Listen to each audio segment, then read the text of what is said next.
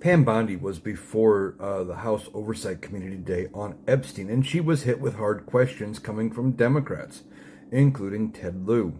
Now, one of the things that was brought up was, is Donald Trump in the files, and did he commit any crimes? Pam Bondi tried to say there was no evidence of him having done anything wrong or committing any crimes. Ted Lieu goes, well, I think you've just committed perjury.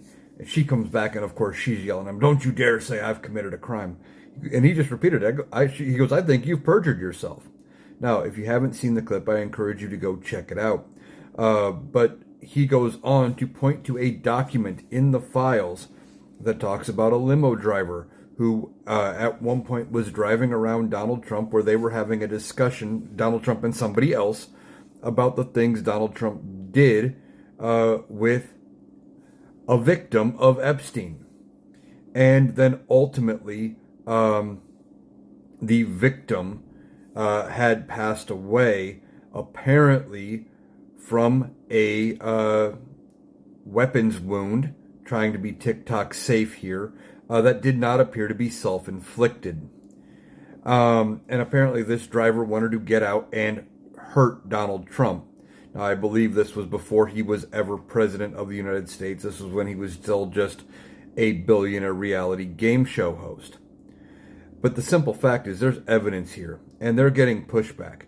Now, Pam Bondi apparently perjured herself, and this is not surprising. I wish I could say it was. They are trying to protect Donald Trump and other people by saying there wasn't anything to see or they didn't do anything wrong. I've said before, there are people that have seen the files that can point to things that are there, and ultimately the truth is going to come out. Now, simply put, does this allegation mean Donald Trump did anything wrong? No, it doesn't. But what Ted Lieu was pointing out is that this lead was never investigated, and they are questioning as to why it was never investigated. Why didn't they follow through and see if there was anything to this, if there was any more to it? But this was just yet another tip that was forgotten when it comes to this investigation. There were so many people who could have been investigated, so many tips and leads that could have been followed at varying points in time that get forgotten about, that have never been followed, and people are going to have to answer for it. Now, is it going to be a thing that goes away when this administration is gone?